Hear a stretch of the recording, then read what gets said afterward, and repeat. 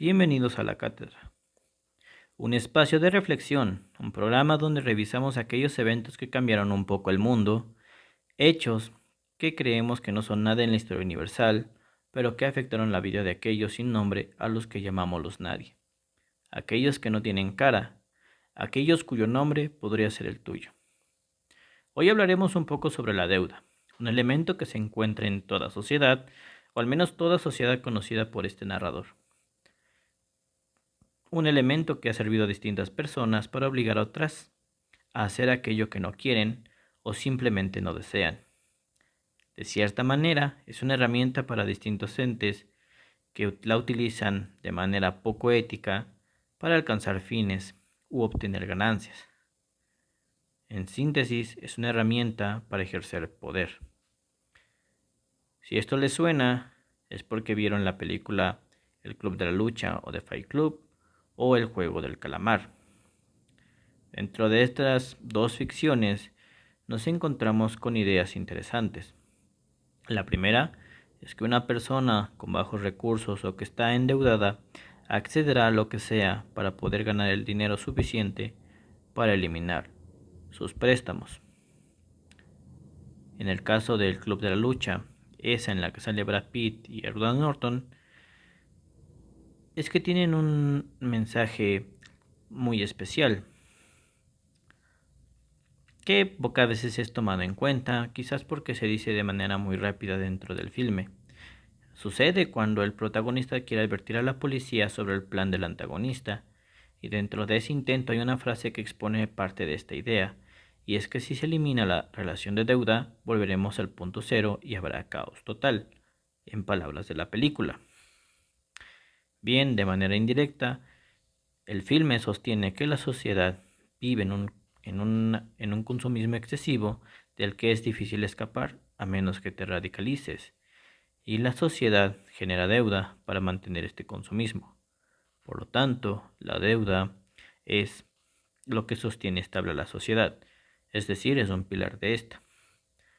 Obviamente, ambos productos tienen otros planteamientos que se suman a lo anterior, pero lo que nos interesa son sus pensamientos sobre la deuda. Yo no creo que la deuda sea un pilar de la sociedad, pero sí es un elemento que realmente utilizan distintos entes dentro de la sociedad como una herramienta de control, ya sea de manera ilegal o de manera legal. Quizás lo que dije suena un poco extraño y hasta exagerado, pero la pregunta es si realmente la deuda puede ser una herramienta de control social. Y bien, querido podescuchas, voy a exponer diferentes elementos pasados y actuales para que entiendan por qué la respuesta es sí. La deuda sí puede ser una herramienta poderosa y peligrosa para controlarnos.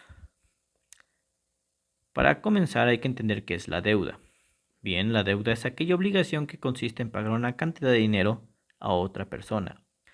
Esta obligación se puede adquirir de distintos medios y por distintas razones. Lo que siempre pensamos es yo quiero una cantidad de dinero para pagar algún objeto o servicio y le solicito a un tercero que dé la cantidad de dinero necesaria con la promesa de devolverlo, casi siempre con un extra. La deuda no necesariamente siempre es así, a veces quien ofrece el servicio o la cosa, otorga el préstamo y la obligación es directamente con él sin la necesidad de la intervención de un tercero. Existen otras formas de adquirir deuda, como destruir accidentalmente o a propósito la propiedad de alguien más. Esto obviamente genera que yo tenga que reparar o dar una cantidad de dinero por aquello que destruí. Bien, ahora veremos cómo todo esto se deriva en una herramienta de control social. Para esto vamos a hablar un poco de la esclavitud, aquello contrario de la libertad, la cual a grandes rasgos podemos verla de dos formas. La primera es volver a una persona como un objeto, y la otra es la anulación de la capacidad de tomar decisiones. Ahora, ¿cómo esto se enreda con la deuda? La respuesta es compleja, pero vamos a revisarla poco a poco. Vamos a irnos un poco para atrás, a la antigua Roma. En la Roma antigua, su derecho contemplaba una condición en la cual una persona perdía su libertad por medio de la deuda. En la ley de las 12 tablas se establecía que si un ciudadano no podía pagar un préstamo a otro, éste podía hacerle su esclavo y por tanto tendría que servirle. A su vez, también podría venderlo o incluso matarlo. Obviamente los romanos no fueron los únicos que pensaron que la deuda podía tener como consecuencia la pérdida de la libertad, ya sea por tradiciones o por ley. Sin embargo, algunas de estas sociedades limitaban esta cuestión y crearon métodos para evitar que su gente la perdiera. Para los judíos existía algo llamado el jubileo, práctica que no fue solo llevada por ellos, sino también por algunas religiones cristianas. Recordemos que muchas en su origen son una derivación de la religión judía. Esta celebración en su origen tenía el nombre de Shimta. Perdonen si la pronuncie mal. Que podemos pensar en ella como un año sabático en el que solo trabajaban lo necesario para subsistir. Esta celebración implicaba un aspecto muy agradable y era que las deudas quedaban anuladas. Realmente no encontré una razón específica de por qué las deudas quedaban anuladas. Podemos pensar que es porque los judíos pensaban que estas mismas tenían como consecuencia que alguien terminara sirviendo para alguien más.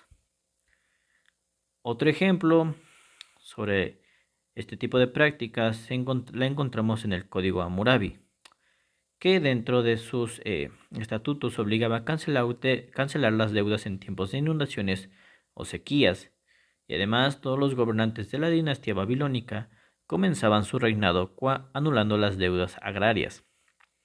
Este tipo de prácticas eran comunes en la antigüedad y a día de hoy se conservan dentro de las leyes condiciones por las cuales una deuda queda en términos simples cancelada. Y muchos países directamente han abolido o prohibido que por una deuda una persona pierda su libertad. Así que, a primera impresión, podríamos pensar que la deuda ya no tiene como consecuencia la pérdida de nuestra voluntad. Pero podemos pensar primero en aquellos países en los cuales las leyes todavía mantienen estas prácticas o generan las condiciones necesarias para que cualquiera pueda perder su libertad. Por ejemplo, en la India se hallan unas minas en las cuales existe una práctica que en muchos otros países ya es ilegal, y es la servidumbre por deudas, algo que algunas ONGs han considerado a estas servidumbres como esclavitud moderna, y que debe ser un problema que debe combatirse desde el Estado. En síntesis, esta práctica se puede resumir en que una persona pide un préstamo y al no poder pagarla termina por trabajar en condiciones infrahumanas. Pero la cosa no termina ahí, puesto que sus familiares pueden heredar esa deuda, y hablamos de que los niños también pueden heredarla, y en consecuencia, estos menores se ven obligados a trabajar para el acreedor de la deuda. Sin duda una situación triste y puede generar sentimientos negativos, pero también distanciamiento, puesto que muchos de nosotros no vivimos en la India o vivimos en una situación de extrema necesidad por la cual tengamos que recurrir a un crédito tan abusivo, y esto se ve muy lejano. Y este tipo de casos parecen lejanos, pero no tienen por qué serlo. En Brasil, en la ciudad de Sao Paulo, existen fábricas textiles que tienen prácticas similares, y en este caso son los inmigrantes bolivianos que sufren de estas condiciones. Y su condición legal es la que utilizan los dueños de estas fábricas para impedir que denuncien las condiciones en las cuales los mantienen trabajando, pues amenazan no solo a ellos sino a sus familias de deportarlos. Aquí quizás estos casos podemos pensarlos que son situaciones extraordinarias, pero hay ocasiones en las que las condiciones para pedir un préstamo no distan mucho de lo que podríamos llamar una situación normal. Tal vez la deuda venga de la intención de comprar un celular, una moto, incluso un carro. Deudas que están dentro de nuestro control. Pero aún así esas deudas pueden ser usadas como condicionamiento para influir o controlar a los individuos en la sociedad. Voy a hablar de los Estados Unidos y uno de sus problemas relacionados con la educación superior. En el país de América del Norte existen universidades públicas y privadas. Ambas ofrecen excelentes oportunidades escolares para jóvenes americanos, pero no hay duda de que son las segundas las que reciben una mayor reputación en cuanto a su calidad. Y así como su reputación es mayor, también lo es su costo. En promedio, estudiar una licenciatura en Estados Unidos cuesta $35,000 por año, pero estas cifras pueden elevarse hasta la cantidad de $250,000. Para solventar este gasto, la gente suele ahorrar desde el nacimiento de su hijo o desde su infancia. Se estima que un poco más de la mitad de los padres americanos están en este momento ahorrando para la educación universitaria de sus hijos y la mayoría ha fijado una meta de $55,000, lo que equivale a más de 1 millón de pesos mexicanos. Y a pesar de los ahorros de los padres, los estudiantes universitarios se toparán con la terrible realidad. Lamentablemente, los que sus padres ahorraron por tanto tiempo puede no ser suficiente para poder pagar una universidad. Para enfrentar este percance, los universitarios tienen dos posibles caminos. El primero es empezar a trabajar o el segundo, solicitar un crédito. En algunas situaciones es necesario que recurran a ambas opciones para costear su educación. A nivel nacional se estima que el 70% de los estudiantes han recurrido a un préstamo para poder seguir estudiando.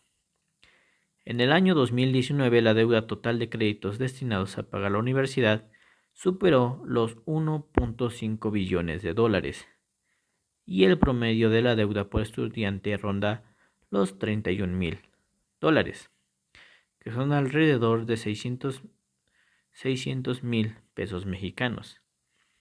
Y en general pagar los créditos solicitados se les dificulta, tanto a aquellos que estudian como a los que ya han terminado la universidad, o incluso a aquellos que ya se han titulado.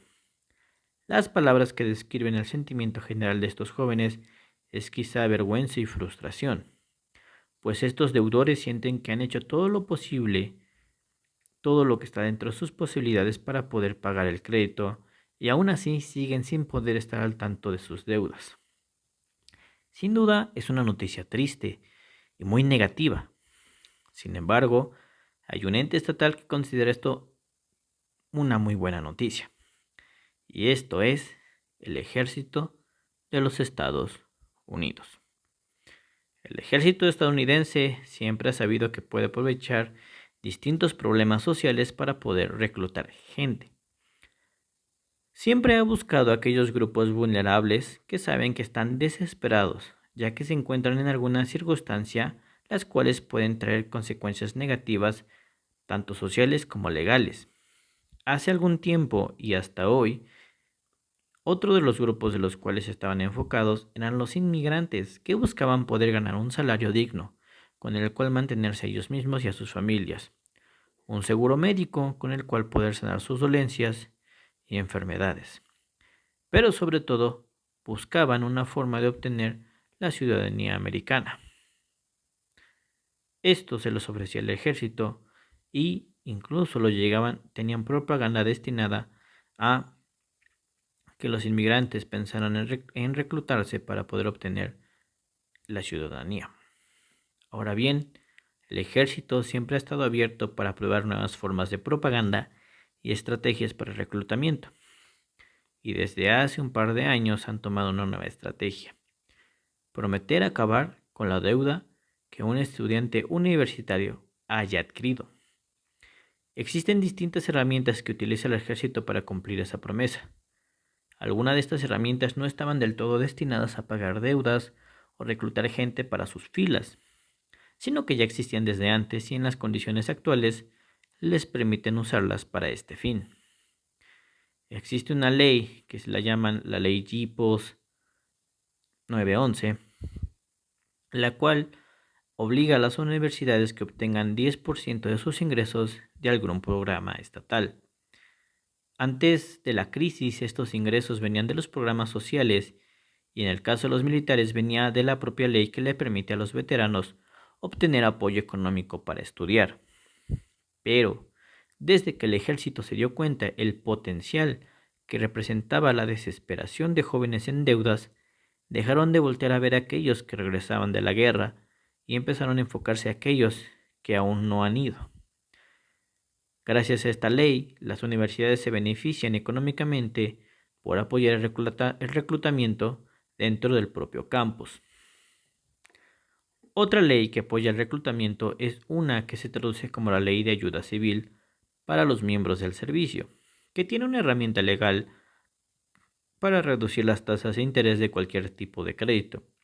Y aquí hablamos de que no solo habla de préstamos universitarios, sino que incluso pueden entrar los créditos hipotecarios, los créditos para automóviles o incluso préstamos personales.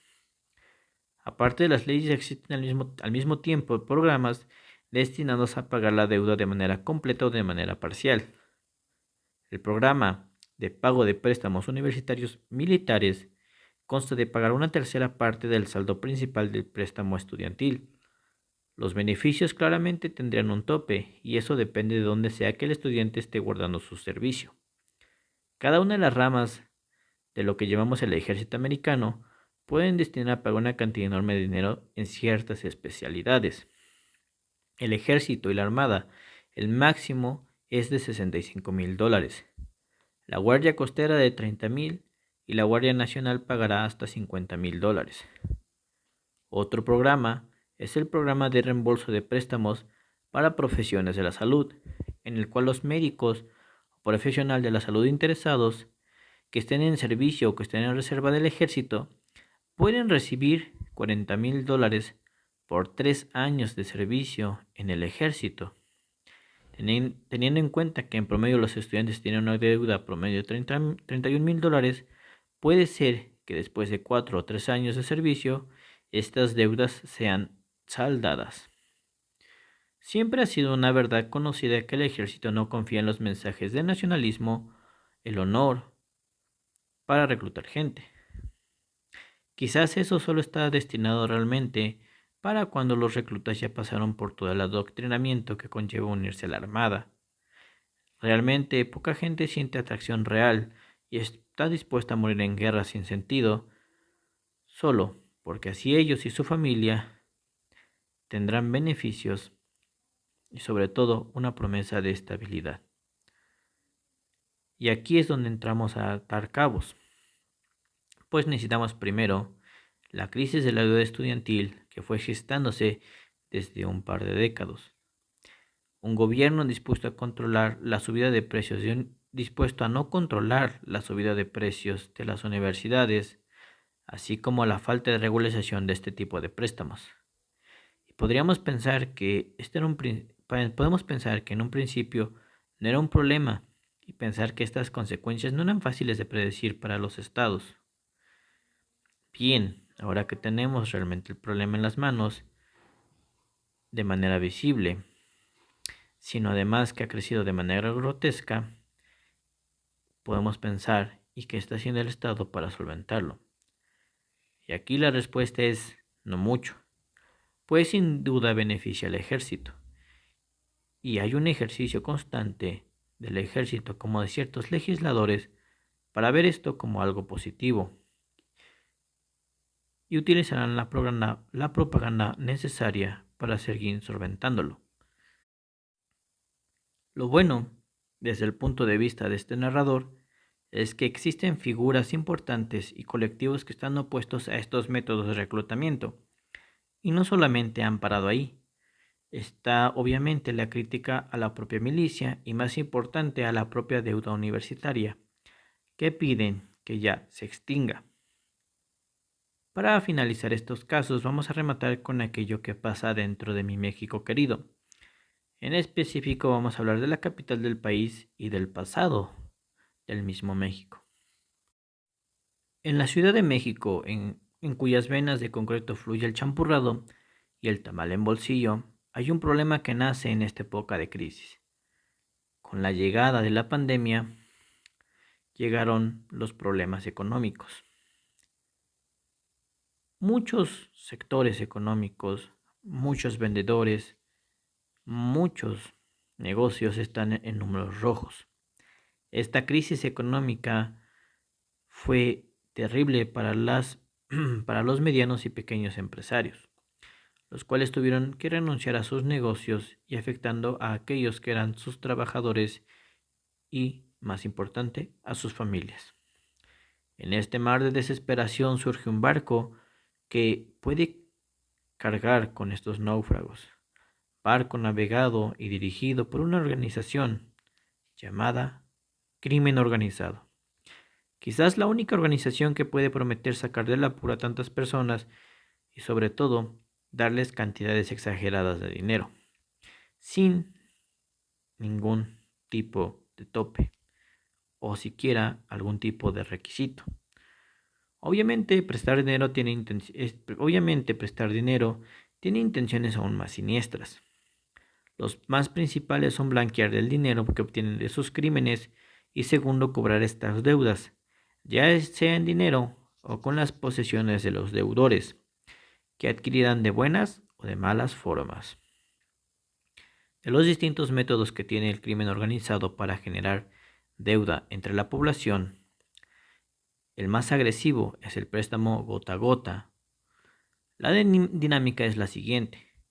El crédito es diferido a un lapso de 20 días con abonos diarios y 60 pesos por cada 1,000 pesos. Es decir, si una persona solicita 6,000 pesos, tiene que pagar 300 diarios, más 360 pesos de interés por día. En caso de no realizar el abono, la penalización es equitativa al monto diario del pago. Si existe un atraso considerable, se cobrará con las pertenencias del deudor, no sin antes golpear a la víctima. Claramente, las situaciones anteriormente mencionadas nos recuerdan que puede que siempre hay una situación de vida peor que la nuestra y que para satisfacer las necesidades recurren a gente que podemos llamar mala. Esta forma de trabajo nació en Colombia y se rumorea que el Cártel de Cali fue la primera organización criminal en implementar este modelo. Es horrible ver que el crimen organizado se sirva de las falencias de la gente para poder obtener beneficios, pero no es la primera vez que sucede en México. Lo malo es que ni siquiera fue llevado por el crimen organizado. La realidad es que tenemos otros ejemplos de un pasado muy lejano. En el Porfiriato existían las tiendas de rayas. Estas tiendas surgen en el siglo XIX y tuvieron su auge cuando Porfirio Díaz favoreció al sector empresarial dedicado a explotar yacimientos naturales. Estas tiendas se ubican dentro de las haciendas y de las fábricas donde la gente podría adquirir los productos necesarios para la vida. Lamentablemente, estas tiendas tenían prácticas terribles. Primero hay que enfatizar que los dueños de estas tiendas eran los mismos dueños de la fábrica o de la hacienda donde se hallaban. Entonces los dueños primero vendían los productos con precio muy alto. Algunos generaban sus propias monedas o vales, los cuales obviamente solo eran aceptados dentro de la tienda y en ninguna otra. Finalmente ofrecían créditos cuando los trabajadores no podían adquirir los productos y como resultado tenemos un negocio redondo, un lugar donde los trabajadores terminaban trabajando casi gratis, pues su salario terminaba siendo destinado a pagar los créditos de aquellas tiendas, y al no tener más dinero, volvían a adquirir o más comúnmente aumentaban el crédito que ya tenían. Pero la cosa no terminaba ahí. Cuando los trabajadores endeudados fallecían, las deudas que tenían eran heredadas por su familia. Como siempre, si alguna persona se quejaba o directamente esa persona intentaba escapar, era perseguida y reprendida por la autoridad. Para mi tristeza, México nunca ha obtenido el primer lugar en muchas cosas, pero me duele saber que en el abuso siempre lo hemos sido. Todo lo que hemos escuchado hasta ahora puede parecernos ajeno, Finalmente, no somos protagonistas de una película de ficción enfrentándonos a nuestro alter ego. No somos protagonistas de una serie surcoreana que está dispuesto a arriesgar su vida por dinero. Pero finalmente, casi todos hemos tenido una deuda o conocemos a alguien que se ha endeudado. Y claramente esto no ha tenido como consecuencia la pérdida de su voluntad. Y aquí es donde intentamos separarnos de aquellos quienes sí han sufrido la pérdida de su libertad y vemos ajena y lejana aquella posibilidad. Marcamos una línea y nos separamos de todos ellos.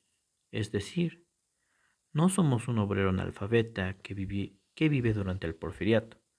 No somos un inmigrante desesperado. No somos un indio con una vida precaria. No somos un comerciante en quiebra y tampoco somos un universitario americano. Pero ¿cuánto tiempo falta para que necesitemos pedir dinero? ¿Cuánto tiempo más se necesitará para pedir aún más dinero? ¿Cuánto tiempo se necesitará para que un ente estatal o un ente ilegal aproveche las condiciones o que artificialmente creen esas condiciones alienantes para orillarnos, tenernos colgados del barranco para que no podamos tomar decisiones libres? Nada de lo que mencioné puede ser tomado como algo ético, pero ¿desde cuándo el ejército de Estados Unidos, los empresarios o el narco se preocupan por la ética? La respuesta la sé yo y la sabes tú. Ninguno de ellos se preocupa realmente por nosotros. Ninguno de ellos otorga un crédito esperando que nunca más lo vuelvas a usar o que puedas pagarlo completamente. Algunos de ellos pueden utilizar herramientas estatales como juicios, otros utilizan herramientas más directas y violentas para obtener lo que quieren. Querido podescucha, no quiero decirte que pedir préstamos, créditos como los conozcas, sea malo. Te estoy advirtiendo que hay quienes verán tu situación y querrán ofrecerte salidas rápidas o estos créditos directamente. Sé que el juego El Calamar o el Club de la Lucha son obras de ficción y que intentamos separar la realidad de aquellos productos salidos de la imaginación. Sin embargo, algo que tiene todo producto de la ficción es que se basan en la realidad. Quizás ningún millonario loco te ofrezca participar en un juego para ganar una cantidad enorme de dinero, ya que estás en una situación crítica en la que no puedes pagar tus deudas. Pero piénsalo tantito. Ningún estudiante de universidad de Estados Unidos pensaba lo mismo. Ellos simplemente intentaron estudiar la universidad y tuvo una terrible consecuencia. Querido podescucha, estate atento porque siempre hay alguien queriendo controlarte. Siempre hay alguien que quiere aprovechar tus momentos de debilidad o críticos para poder obligarte a hacer lo que él quiera. Quiero finalizar parafraseando a Thomas Gokey, una organización de Debate Collective, una organización estadounidense que trabaja para la cancelación de la deuda universitaria. Cito, o mejor dicho, parafraseo: puedes obligar a las personas a hacer todo tipo de cosas si las endeudas primero, incluso librar guerras injustas, matar y lastimar a otras personas y arriesgar su propia vida. Con esto me despido. Gracias por escuchar este episodio de La Cátedra. Los espero en el próximo episodio.